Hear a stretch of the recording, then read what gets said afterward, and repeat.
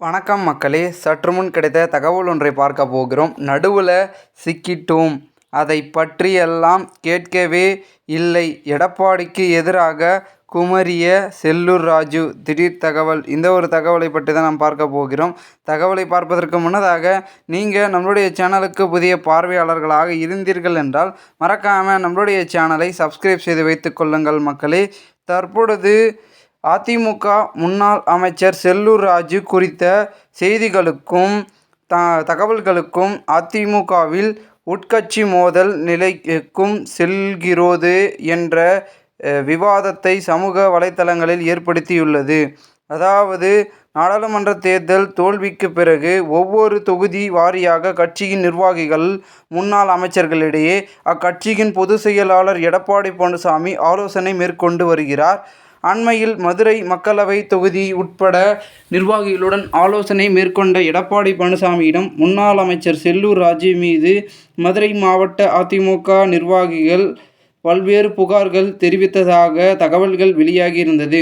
இந்த நிலையில் இன்று செய்தியாளர்களை சந்தித்த செல்லூர் ராஜுவிடம் இது குறித்து செய்தியாளர்கள் கேள்வியும் எழுப்பியவே அதற்கு அவர் அளித்த பதிலில், சுமார் 8000 கோடிக்கு மேல் நிதிகளை வாங்கி மதுரைக்கு சென்றார்கள். ஆனால் யாருக்கும் ஓட்டு போடவில்லை என்று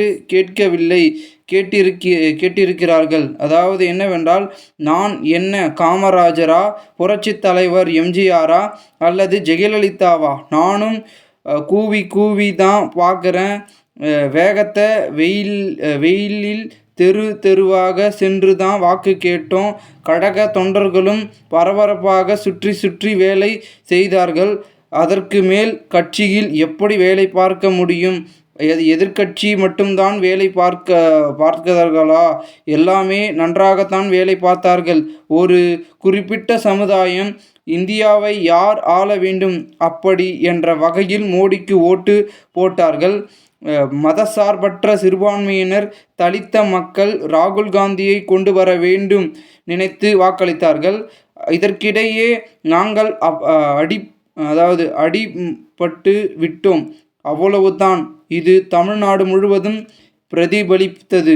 மதுரை மாநகராட்சியில் மட்டுமல்ல, ஒரு சில தொகுதிகளாக நாங்கள் அதிக ஓட்டுக்களை வாங்கி இருக்கிறோம். 2வது இடம் கூட வாங்கியிருக்கிறோம்.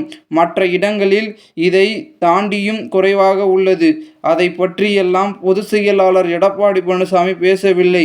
அனைவரும் ஆலோசனை வழங்கினார். ஆனால் மற்றபடி வேற எதுவும் இல்லை.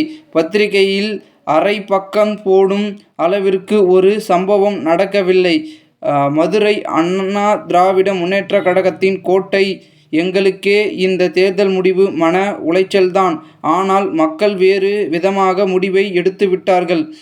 சேட்டு வாட இந்தியர்கள், பிராமணர்கள் மற்றும் சில சமூகங்கள் இந்தியாவை பிரதமர் மோடி தான் ஆள வேண்டும் என்று வாக்களித்துள்ளனர்.